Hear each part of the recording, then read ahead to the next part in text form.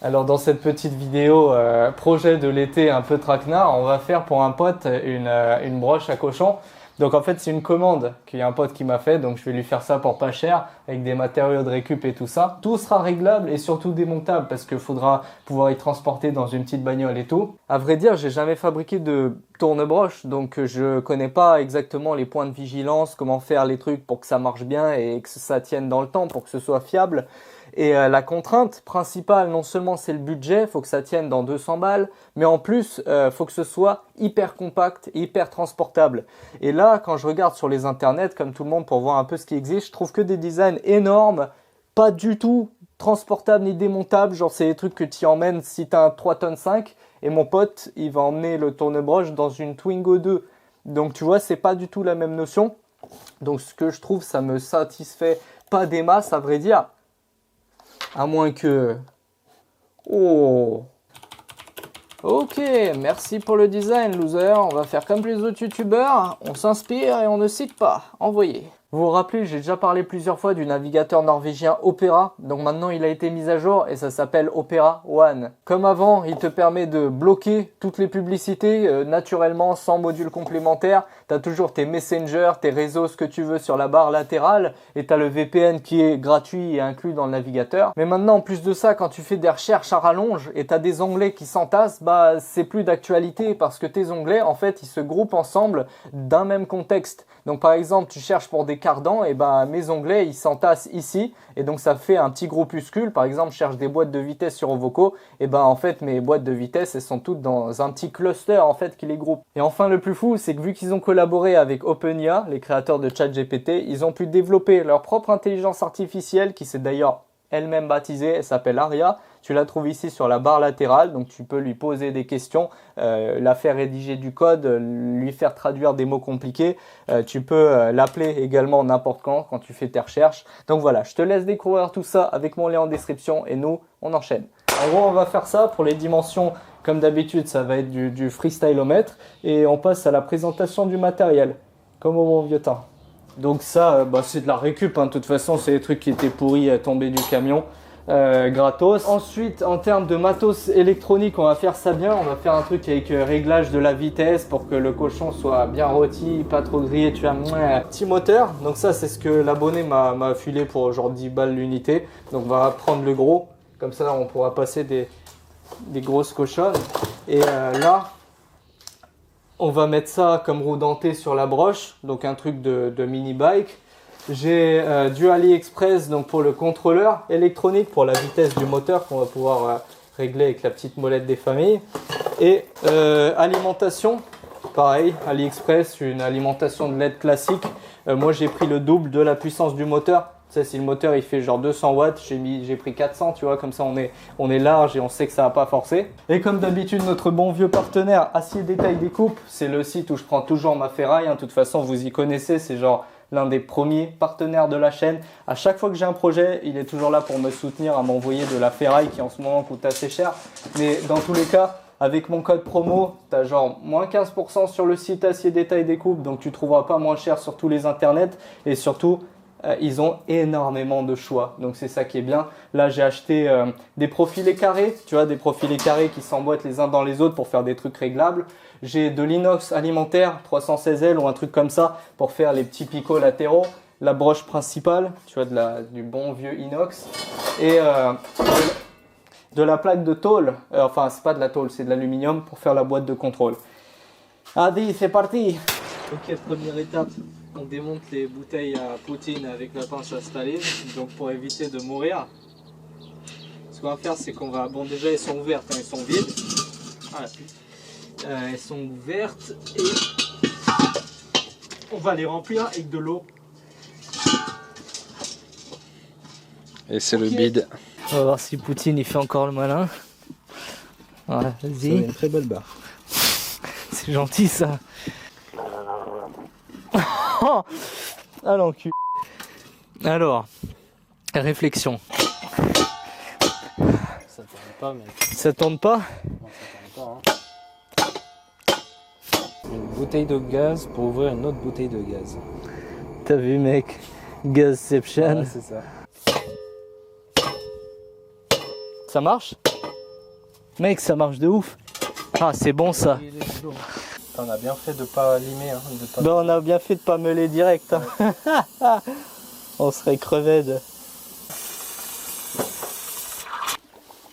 Mec, on dirait la lave dans Minecraft. ASMR. Tu sais ce que j'ai pensé à faire un projet de clé dynamométrique. Tu sais, au lieu que la clé elle fasse clic quand tu arrives au couple, écrit « Ah, il y a mes thés !» Ah oui. Une clé bien japonaise. Mec, trop facile. Aise. 5, 4... Déjà, je fais un bottle flip challenge. Voilà. Mec, incroyable.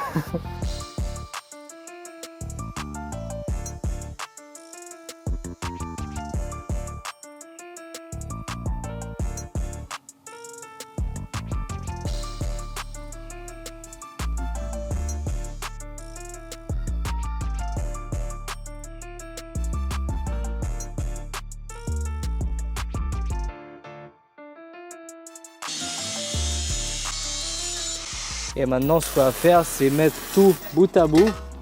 Tu vois, mettre tout bout à bout et y souder en ligne pour faire un énorme bac. Un truc comme ça.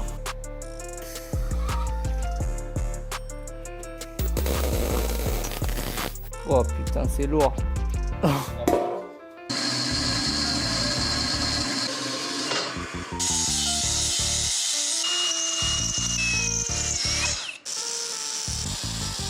C'est tout con, hein, on soude des petits boulons et là dans la vis on lui met un T et comme ça va permettre de serrer la barre transversale.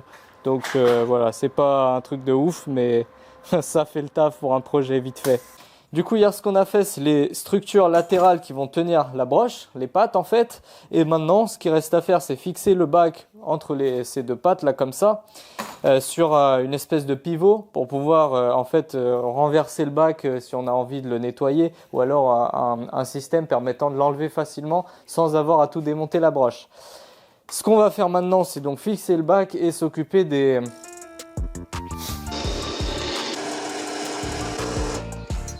petits roulements, petites plaques, bim bam boum.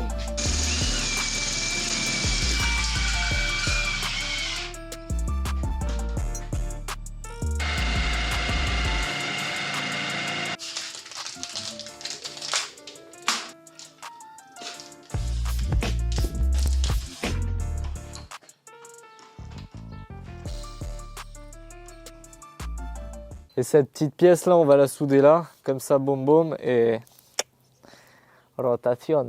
Et de l'autre côté, on va mettre un roulement à billes qui va accueillir la roue de vélo, tu sais, pour faire la transmission. Donc on va souder une plaque sur laquelle on va foutre le roulement. Et bah on voit la sauce Narvalo.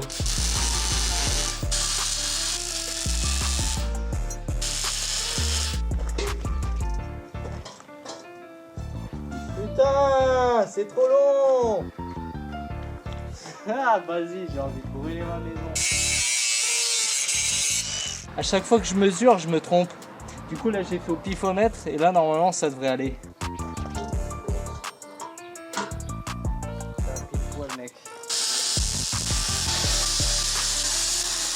Toute la partie châssis en métal c'est terminé, ça ressemble à quelque chose et c'est surtout méga solide. Bon par contre ça va rouiller donc on va mettre une petite peinture à la toute fin. Mais pour l'instant on va s'occuper de la partie mécanique. Pour ça on va partir sur un petit roulement à billes AliExpress. Ça traînait chez moi des autres projets, je m'en suis pas servi donc voilà je vais l'utiliser tant qu'à faire. Donc ce roulement à billes ça va être mon pivot principal. Donc tu vois ma broche en gros il y aura ça sur la broche. Et ça va tourner dans le roulement à billes. Sauf que tu te doutes bien que cette roue dentée, je peux pas la mettre directement sur la broche parce que ça va être fixe en fait. Et la broche, bah, je vais devoir l'enlever, empaler le cochon et les petits poulets tels des vampires de Transylvanie et ensuite le remettre là-dedans facilement. Tu sais, il faut que ce soit facile à enlever, à remettre. Donc en gros, je vais utiliser ce manchon, je vais couper un petit bout. La broche, elle va venir se mettre là dans ce trou. Et ça là, je vais le réusiner pour que ça passe en fait dans le roulement à billes. Et là-dessus, je vais fixer l'engrenage. Je sais pas si tu as compris, mais t'inquiète pas, ça va être très clair tout de suite. En gros, un truc comme ça. Je J'ai découpé mon rondin là et je me rends compte qu'en fait c'est un morceau assez balèze et surtout c'est de l'inox, c'est bien épais et bien dur à usiner. Et en fait si je mets ça dans mon petit tour de merde que je te conseille jamais d'acheter, ça c'est vraiment de la merde. J'en ai pour à peu près 5 jours parce que je dois enlever genre 5 mm au rayon.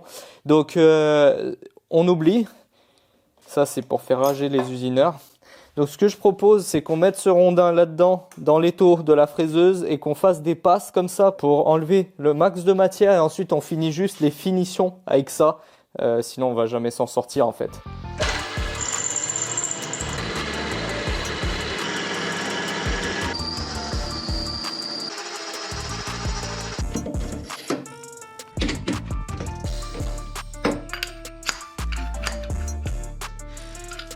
Ce moment où j'ai envie de crever, c'est le premier tarot que je pète de ma vie et ouais, ça prouve à quel point l'inox c'est vraiment chiant.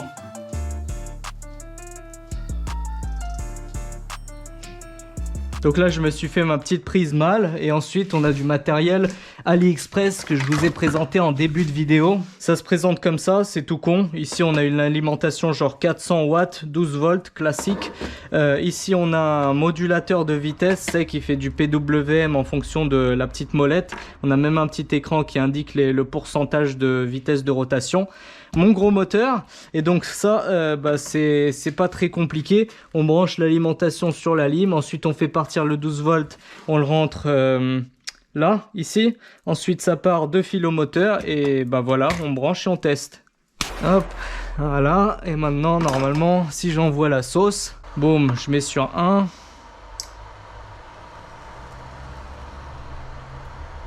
Oh oh oh, c'est génial. Ah, je l'arrête pas. Hein. Ah, parfait.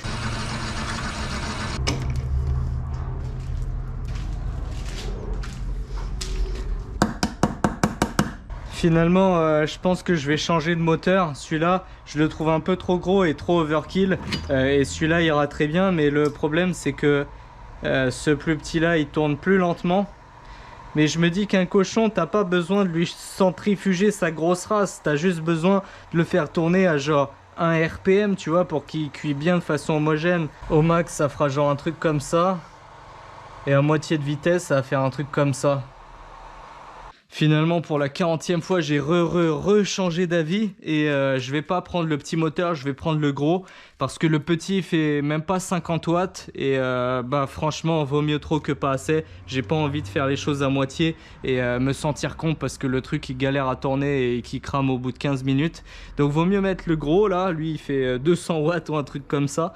Donc il n'y a pas d'inquiétude. Et maintenant, ce qu'on va faire, c'est qu'on va fixer la platine du moteur, comme ça, le cul vers le haut. Et on va la fixer ici sur cette barre.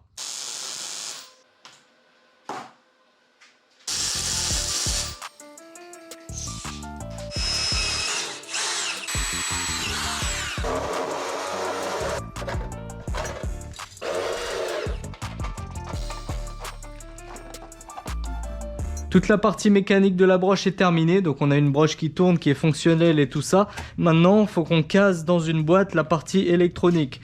Donc déjà pour l'agencement, je sais pas exactement comment je vais agencer tout ça, soit comme ça avec un ventilo là, soit empilé.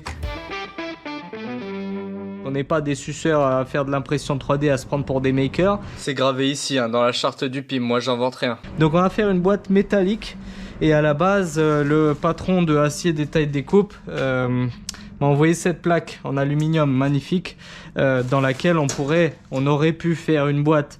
Mais je viens de me rappeler que tu vois ce genre de tôle là, laminé comme ça en aluminium, quand tu essayes de plier cette tôle pour faire une boîte, et ça casse net. C'est vraiment, même en recuisant avec le chalumeau, ça marche pas. Donc finalement, je vais la garder pour un futur projet. Et ce qu'on va faire... Cousi. Mon oui le popounet.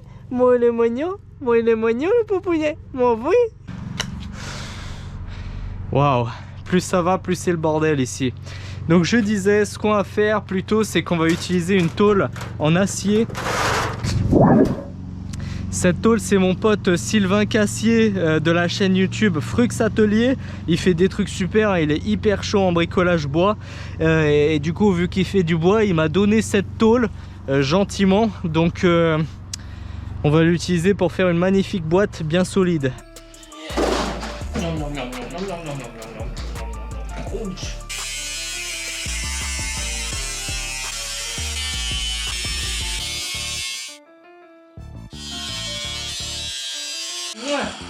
Pepperoni. La meuleuse est un art noble et délicat. Il faut des années pour atteindre la perfection. Ça en fait c'est une technique du ghetto quand tu veux plier de la tôle proprement mais sans avoir de plieuse. Tu vois, si t'as pas de plieuse, ta tôle elle va s'arrondir, elle va se plier de travers et tout n'importe comment.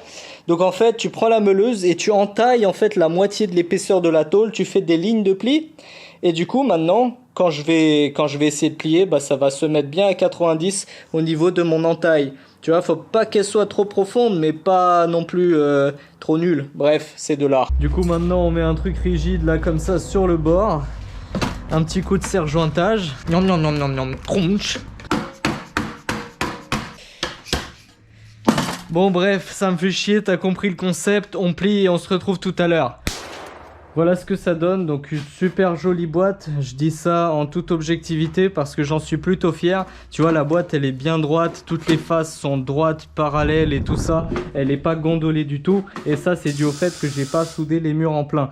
Si jamais tu fais la grave erreur de souder les arêtes en plein sur de la tôle d'acier, et ben sache que ta boîte elle va warper comme ça, elle va vriller totalement, ça va être dégueulasse, vraiment le rendu il va être horrible. C'est pour ça que j'ai pas fait trop de points de chauffe, tu vois, j'ai mis 3 points de chauffe à chaque fois et ça fait un truc cool. Là j'ai mis des grosses platines que je vais ensuite repercer et fileter, tarauder pardon, pour y mettre la façade au dessus. Et puis j'ai fait des perçages sur les côtés pour accueillir donc les ventilateurs et bah, toutes les parties électroniques, l'alimentation et ces trucs là, en alignant les vis. Pour aligner comme ça les trous, tu sais, vu que tu peux pas décalquer en fait les trous par l'intérieur, j'ai fait ça. Tu sais, j'ai pris un bout de papier, j'ai mis sur mes dispositifs électroniques comme ça, j'ai enfoncé le doigt à peu près au niveau où il y avait le trou et ensuite j'ai percé avec un stylo bien arrondi comme ça et hop, ensuite j'ai décalqué la feuille sur la tôle. Ça pareil, technique du ghetto, quand t'as pas envie de mesurer, faire des théorèmes de Thalès, vas-y laisse tomber, tu décalques au papier et t'y perces et t'y arriveras mieux que si tu... T'inquiète, vas-y, on fait la façade au-dessus, les perçages pour les aérations et puis on monte tout.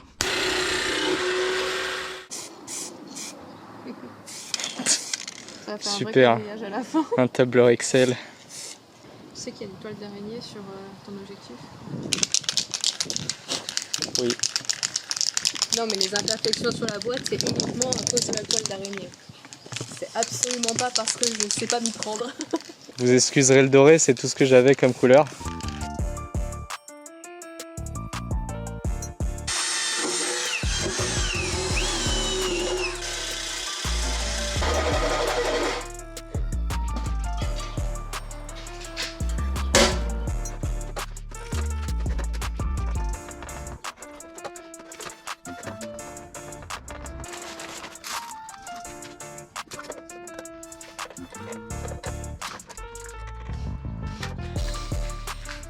Voilà, la boîte électronique est terminée. Maintenant, on va mettre le couvercle, on va le peindre et puis on va lui faire quelques perçages pour la ventilation.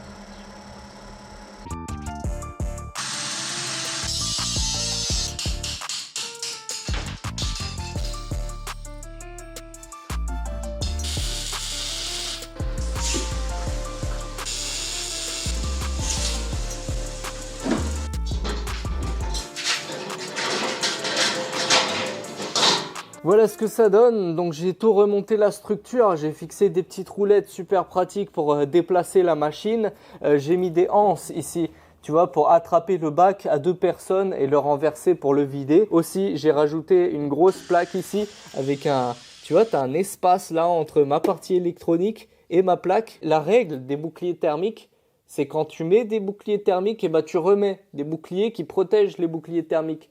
Parce qu'en fait, une broche du ghetto comme ça, j'en ai déjà utilisé une l'an dernier et le moteur qui se situait même à 50 cm des flammes, vraiment, je vous mets une photo ici, il était brûlant, je crois qu'il devait taper du 100 degrés, le truc 130 degrés. Il faut pas du tout, mais alors vraiment pas sous-estimer ce phénomène, sinon ta broche, elle aura une durée de vie d'à peu près 15 minutes. Donc quand tu veux cuire un cochon pendant 5 heures, c'est raté. Le seul regret que j'ai, c'est de ne pas avoir utilisé du cadre de lit. Tu connais sur cette chaîne un projet sans cadre de lit, c'est plus Ultimate Making, mais tu te doutes bien que ce projet, il est pour quelqu'un. Quand je vous ai dit, c'est pas pour moi. Et je peux pas me permettre de faire un truc en cadre de lit, parce qu'en fait, le cadre de lit, c'est un matériau trop noble pour être donné à quelqu'un d'autre, là, comme ça, tu vois. En fait, je croyais avoir fini, mais pas du tout. Il manque une seule chose à faire. J'ai la broche, mais il me faut des picots comme ça qu'on peut rajouter et enlever pour maintenir le cochon dans sa rotation. Sinon, la broche, elle tourne dans le vide. Donc, on fait ça tout de suite. Pour faire les pics-pics latéraux qui vont venir s'emmancher sur la broche, j'ai découpé des tranches de mon rondin de tout à l'heure. J'ai percé un endroit, j'ai fileté en M8. Tout simplement pour pouvoir y glisser, enfin y mettre une vis de blocage. Et là, j'ai mis des emplacements pré-percés pour y mettre des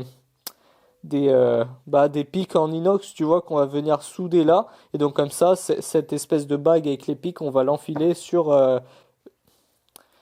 En fait, j'ai prévu de faire 4 sets de pics. Je vais faire un set avec des pics plus petits, comme cela, tu vois, comme ça, pas très large. Et un autre set avec des pics plus larges. Donc la première étape, c'est tu prends du fil de fer un peu rigide et tu traces la forme que tu as envie de faire.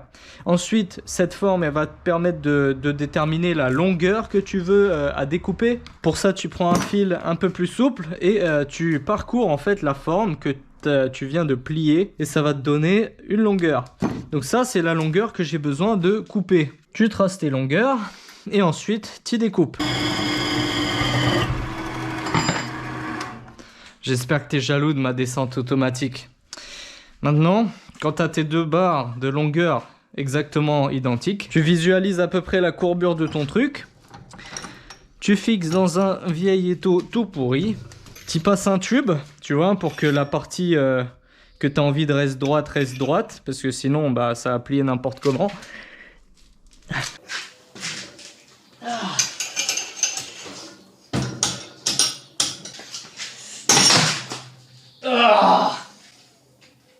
Et tu meurs! Le premier, de toute façon, ça sera toujours un moche, ça sera le crash test en fait. J'ai fabriqué tous les petits pics, maintenant on soude.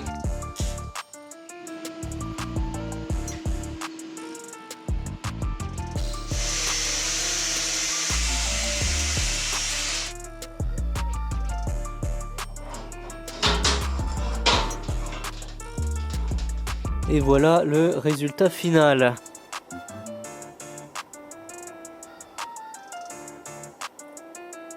C'est bien gentil, mais maintenant j'ai faim. Place au test. T'as de la chance qu'il n'y ait rien à manger sur toi. Petit pompounet. Pout, pout, pout, pout, pout.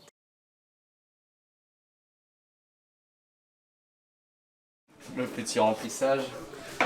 Le petit monsieur sauce. Nouveau style de vidéo sur ta chaîne? Oui, c'est Ultimate Cuisine. Vlog cuisine. Ultimate Cuisine. Le petit boucaquet garni. Mais là, je suis sûr, je me fais strike, genre. Direct. Non, mais tu sais, c'est gore de ouf. Est-ce qu'on met du beurre? Non, ça va rendre l'eau avec le jus. D'accord. On met que 2 kg de semoule? On va voir. Ouais, bah attends, on va faire passer le fil et puis à chaque fois on va faire un pré-trou. Attends, je vais mettre du côté de Kevin. Patates, courgettes, oignons et courgettes. Oh, avec le pire légume de la terre. Ça va, tu le sentiras même pas, mec. Tu peux filmer les pyromanes là-bas.